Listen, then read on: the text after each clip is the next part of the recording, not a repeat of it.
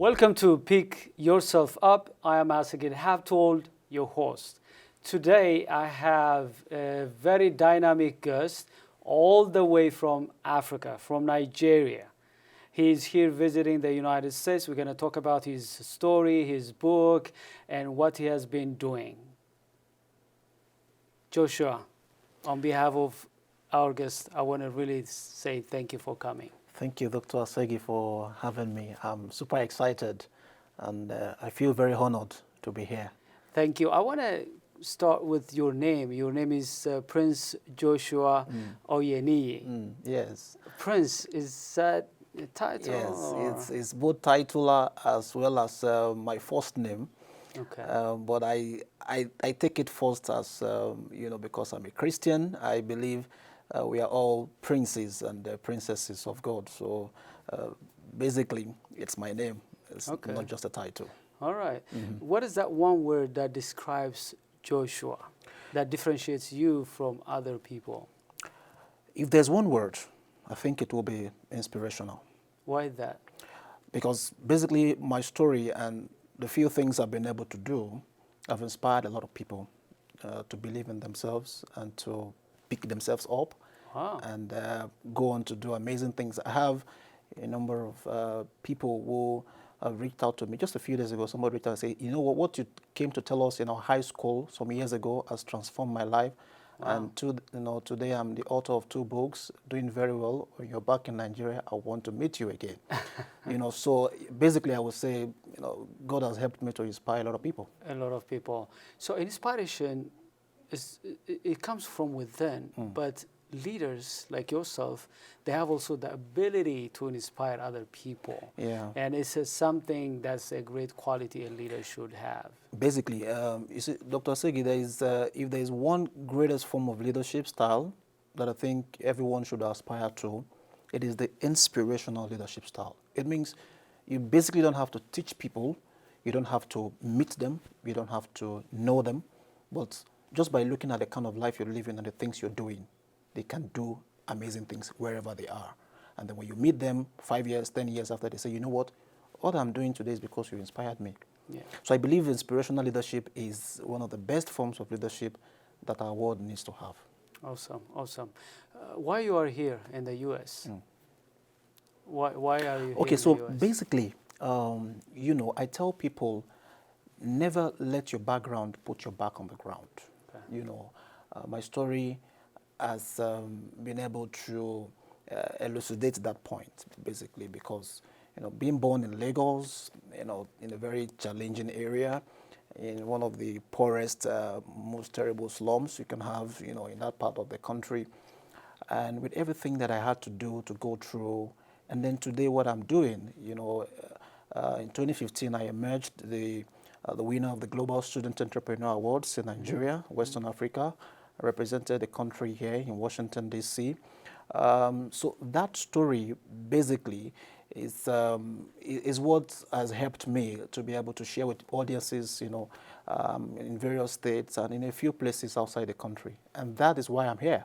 Oh, it's kind of a follow-up to somebody saw what I was doing, and said, can you come and tell us your story in the U.S.? Can you come over? And then invited me, and that's why I'm here. And it's been awesome, really, because I've met amazing people like you, and at your leadership event last week, I met amazing people like Chico, like Julian, and all that. So I'm super happy, I'm excited, to be in the U.S. again. Tell me one thing that you learned in your visits, 2015 and 2019. I believe that, one of the things that we should have as leaders is wherever we are exposed to new culture, organizations, and people, we need to learn something. So what did you learn from the United States? Basically, if there's something I've learned is that the problems of our world are about the same thing across cultures and races and nationalities. The same challenges some people are facing in Africa, some others are facing in Asia, some are facing in Americas, and all that. So basically, it's a small world going through about similar challenges, maybe in different dimensions. And so I met people who are sharing their stories with me, and I'm saying, oh, so people are going through the same thing in America, and So why? What's the problem? Why are we not, replicating the same level of success in Africa? So I know that. So I'm taking these things here.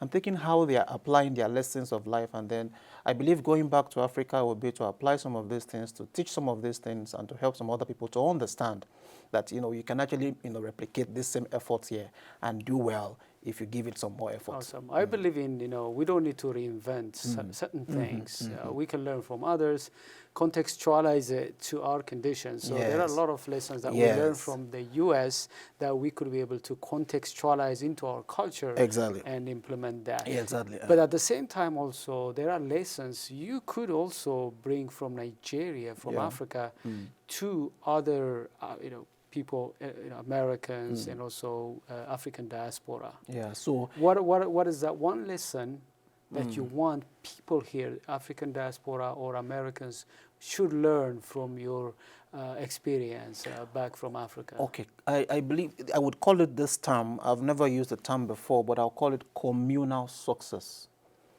Communal success means succeeding together as a people, succeeding together as a society. And I think a lot of Africans believe in transgenerational success. You see people in Africa start businesses, they want to pass it on to their children and then to their children's children and all that. So Africans want to succeed as a continent, you understand. But and that's one thing I want people in the US to also learn. I see a lot of individualistic living and successes. People, just trying to do things on their own. You don't know what's going on with the next person next door. I would say I've seen very little mentorship processes here. So if you ask me, it's something that is happening in Africa, which I believe can also the Americans, some people out there can also learn. Can say, okay, we want to help other people, want to succeed as a community, want to succeed as a group of people and not just as individuals. Yeah, you're right, because in this world you cannot become successful by yourself. Yeah. You cannot do anything meaningful or significant by yourself, because we are too small, too insignificant, too incomplete individually. Yes. So we have to find ways to work with others and have collective success. But always it's key individually to have that inspiration to succeed. There is a proverb in my in my local parlance where I come from, and if I transcribe it to English, it means a tree doesn't make a forest. So no matter how big or tall or chunky a tree may be, it can't make a forest on its own, so you need others to succeed. Oh yeah. I mean, if you study even the American success story, the founders, like-minded, they came together to create this great country. And then you see the success of the American corporations. They were like-minded people who came together to succeed together. So that's one thing that we want to really should continue, because it should not be lost.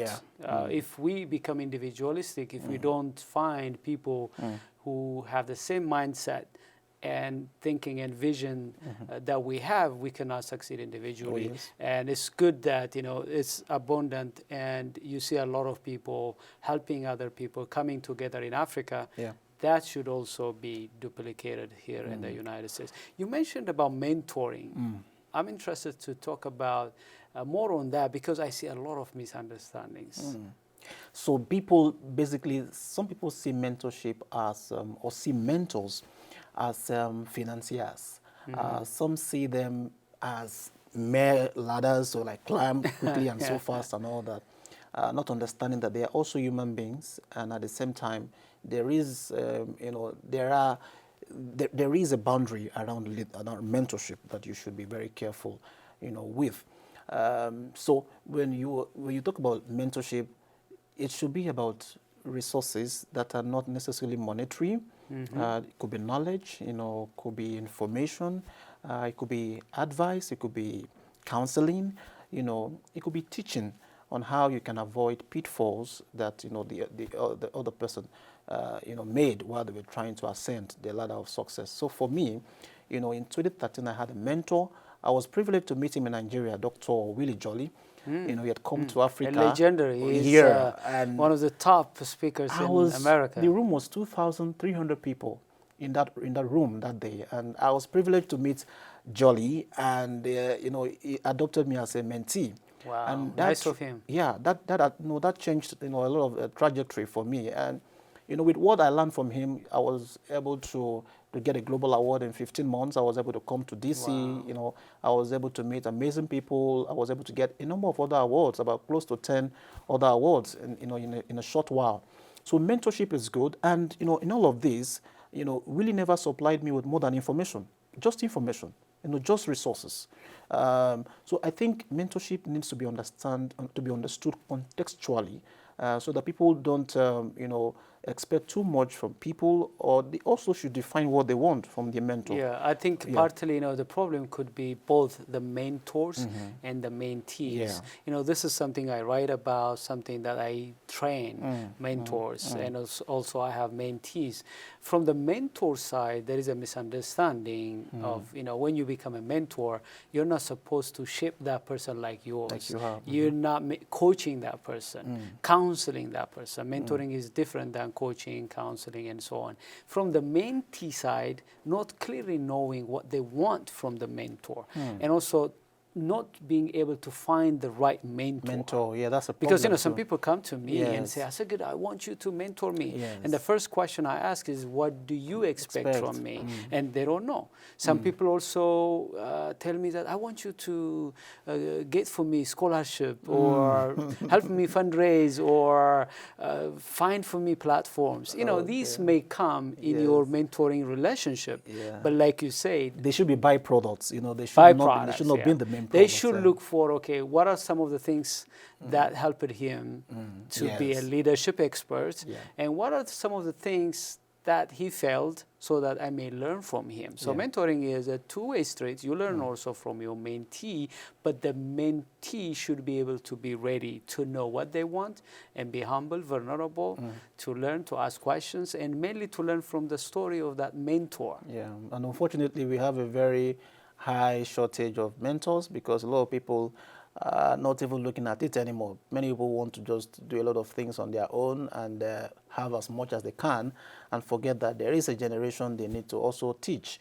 So it's also an encouragement to those who may be watching this program. You know, they are doing very well in one or two things that they already are onto, to say, challenge themselves to look out for somebody that they can teach what they already know, that they can help. I tell people that mentorship is a shortcut to success, you know, because it helps you avoid, you know, all the long journeys of mistakes that the people have made, and then help you to get there faster, you know, while you also learn what you should learn on that journey. So basically, I would want to encourage as many people who are doing well in any craft to look out for people and to mentor them and to teach them and to encourage them and to inspire them to also replicate or even do better than what you're doing. Yeah, by the way, in the conference where you spoke very passionately, I liked your Thank speech. you for inviting me, Assegid. I mean, you know, you had your speakers all set, but you graciously gave me an opportunity to be able to address your audience. Yes, but what I want to say is that you have grown. I can tell that. And in that workshop, you know, in that conference, we were talking about bridging the generational gap. We cannot bridge the generational gap unless we use mentoring as a mechanism to empower the new generation. And I believe that people like you, young leaders who already believe in mentoring, may inspire other young leaders like yourself to seek for mentoring. We're going to quickly take a break, and we'll be back. Dear our viewers, we will be back. Stay tuned. I come from a big family. I'm the oldest of 6. To me, being the first person to go to college, it's like setting a standard, you know? My little brother is 8 years old now. I challenge his curiosity. I challenge him to dream. I have to paint a picture for him that he can look up to and live up to and possibly be better than. My name is Jaquez, and I am your dividend. Welcome back. This is Speak Yourself Up. I am your host, Assegid Habtewold. In the studio, I have Prince Joshua. We've been talking about mentoring, his stories, and so on and so forth. We'll continue to talk about his book and what African diaspora in the Montgomery County and around the country could help young leaders like him back in Africa. Thank you so much for having me again. Yeah, thank you for coming. I know you came from Nigeria, but you saved time to be here with me to share your story and so on. Let's talk about your book. Your book is called From Night to Light. Light, yes. Why did you pick this title? So basically, it was, as a person, I used to be very reserved, very reticent, very quiet, so, and also in terms of life experiences, I would say the earlier part of my life's journey can basically be described as being in the ninth, period of my life. I was basically in the dark, but then because of the few concepts we've discussed, one of the, in Africa, a lot of things are different, are unique. For example, if you lose your father too early and you are from a very poor background, be prepared to go through a lot of challenges trying to survive. So I detailed in the book, some of the peculiar challenges that the young people go through in Africa, which I know are also similar to very many other people around the world. I talked about, not being able to access good education, not being able to access the basic needs of life very early. But amidst all of that, how I navigated, one, through reaffirmation of who I am, discovery of who I am, and then two, believing in a vision for the future. I set a vision for myself. This is what I want to be. In 5 years and 10 years, I wrote a vision statement. So writing a goal for your life can drive you to that goal within a time frame if you're very definite. And also I took in mentorship. That really helped me. So I was, like the Bible says, it said, if you walk with the wise, you will be wise. So I picked a lot of wise people, who were way older than me, some of them 10, 15, 20 years older than me. I was learning from generations ahead of me. So that helped me to be able to put myself together and to pick myself up even while I was down and be able to do something meaningful with my life. So I started a show on radio that was reaching out to several hundreds of thousands of people in Lagos. Started a small business in 2015, won a global award, started an event that was broadcasting to over 80 countries of the world. And then so with all of these activities, I was able to build an inspirational story for myself. And so in 2016, I decided to write this as a way to say, this is my gift to other young people who are going through similar challenges. And several hundreds and thousands of people have benefited from this, and I'm super humbled and grateful. By the way, what I like about this book is that you mentioned that you haven't yet arrived. Yes. So this is not like saying that I'm successful, on a journey. Learn from me. I'm on a journey. You're in a journey, but you want to really share what you have already discovered. Yeah. And you already said key things. One, because you knew who you were. Yeah. And what you want to do in life. That's key. Yeah. Some people know that when they are in, mid-age, when they have this mid-age crisis. So it's a good thing that at a young age, you could be able to discover who you are and what you want to do. Yeah. Second, you had a vision. Yeah. You wrote what you want to have. Once you write it, it motivates you. And I want other young people to learn from your experience, to have that, and also mentorship. Yeah, if I will add something more, it's stepping out of your comfort zone. There are some things you may have to do to succeed that would not be very convenient for you. For me, one of those things I had to do to be able to succeed very early was being able to speak. Speaking for me wasn't it. I just felt, just do your thing. Anybody ask you a question about what you want to do with your life, just tell them, no, it's in my heart, it's in my mind. Don't discuss, don't want to discuss it. But I have to learn how to speak.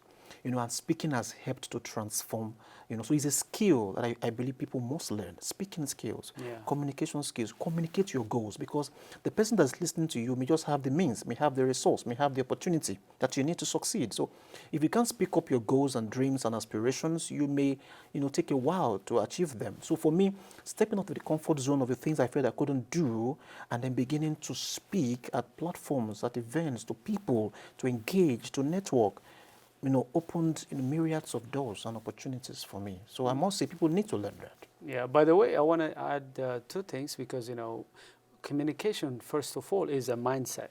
To believe that, because whatever you don't communicate, it doesn't manifest. So you have to speak. It also shows that you have confidence in what you believed to speak. To speak it, but it's also a skill. You have to develop it. You have to learn it, Where did you go to learn? Okay, so for me, I attended the University of Lagos, and the school had a platform, public speaking platform, where I joined the press club, I joined, a debating group, I was listening to people. I watched a movie called The Great Debaters. in Nigeria. Amazing movie, acted by Americans, and it was super explosive for me. I learned how to speak through that. I read books. I watch a lot of public speakers like Martin Luther King, a number of them, even the immediate past president Barack Obama. These are great speakers that watching their style of speaking gave me enthusiasm to be able to do what I'm doing, and it's been amazing, the journey so far. Awesome. Let's talk about the African diaspora. There are a lot of African diaspora in the Montgomery County where we are right now, and a lot of African diaspora around the country. Yeah. What do you think they should do to empower young Africans like yourself back home? Well, speaking on a balance, from a balanced perspective, Africa must begin to develop itself. I believe Africans must develop African solutions to African problems and not depend on the first world countries, or Western nations to be able to take care of them. But that being said, until Africa gets there, I still believe, countries like the US have a lot of things to offer in terms of leadership, to offer African nations. And one of those things I want to is a balanced approach to leadership. It shouldn't be about, we're dictating to African leaders what to do and what not to do. It should be from an advisory perspective. And then that being said, on leadership perspective, I want to also use the opportunity to say Africans in diaspora, for example, where we are right now in the US, can begin to look at what areas of leadership they could help to develop in the young category of African leaders. There are programs that could be developed for them. There are opportunities that could be developed for them to come and then learn real skills. We mentioned some skills here. Learn some of the skills. Go back there and also translate and transfer these skills. So Africans in diaspora have a lot of work to do. They shouldn't forget home. They should take visits, periodic visits to their places of birth or their places of origination, and then try and see what they can offer to people. People are suffering, back there, and they're hoping that help will come from somewhere, and we are the people that should give that help. So I want to say Africans here have a lot of work to do, and they should get onto it right away. Let me ask you about some of the African diaspora that you met here in the United States. Have you talked to them, what they could be able to do to empower African youth back in yes, Africa? Yes, very well. I've met a few of them who are here. Some of them, have become naturalized citizens of the United States. But what's enthusiastic about my meetings with them is some of them have hearts for Africa, even though they've been here for 20, 30 years of their lives.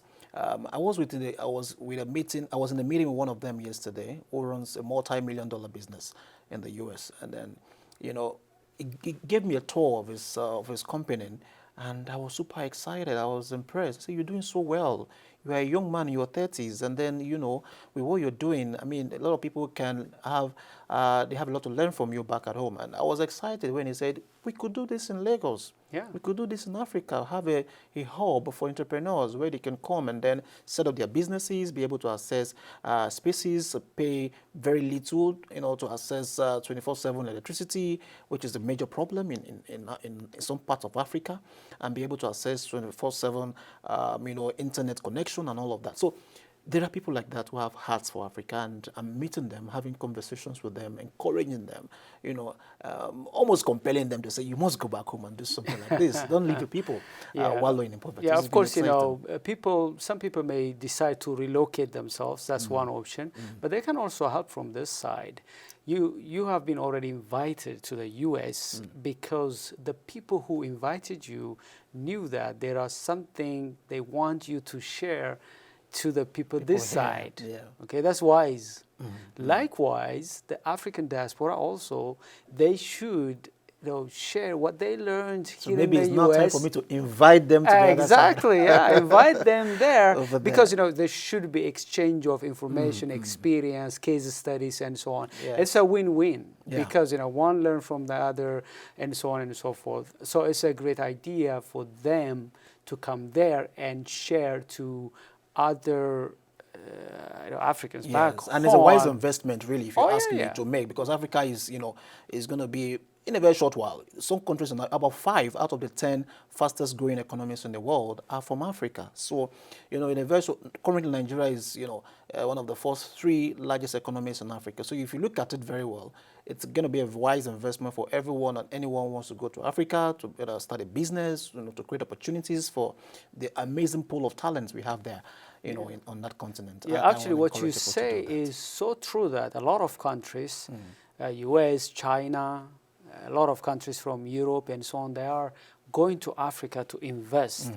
And we are here in the US talking about. So the question now is, how can you help the 2 sisterly continents to exchange information, to do business so that it becomes win-win? Like you said, it should be equal opportunity. It's a win-win. America benefits, Africa benefits. The 2 people exchange their lessons, knowledge, and so on and so forth. I would be super grateful, and I would be happy to have people who want to go to Africa to start up things, to invest in the continent.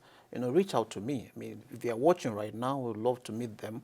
I'm an aspiring, and of course, with my stints and achievements in the business and leadership world, I can help people do a number of things back at home if they reach out to me.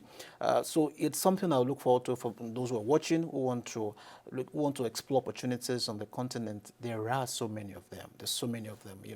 The market is wide, it's big. So there's nothing stopping you. And fairly enough, we have good leadership. Yeah, we have like 1 minute or so. So tell me one takeaway from your book. If somebody gets this book, what is that one takeaway that's going to benefit them?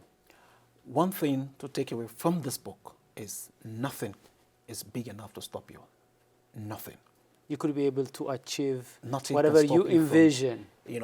Never let your background put your back on the ground is a quote, that summarizes this book. No matter what, whether it's business environment, whether it's family environment, whether it's, academic challenges, whatever it is, don't let it stop you. It can't put you back on the ground if you don't allow it to. There are a lot of young people watching, Americans, African Americans, and African diaspora. How could they be able to reach out to you? Okay, so I have a website. It's called www.joshuaoyeniyi.com. So Joshua Oyeniyi, spelled JOSHUAOYENIYI.com. Right there you have access to all my information, my contact details, my email address, everything is there. You can email me at info@joshuaoyeniyi.com, and then we can start up the conversation and do great things from there. Joshua, thank you very much for coming here. Dr. Assegid, thank you so much for having me. We had a wonderful time. Our viewers, I'm sure that you enjoyed our conversation. You have learned a lot of things from this young and dynamic leader. In the future, I also look forward to bring other guests. Until then, have a wonderful time. Thank you very much for watching.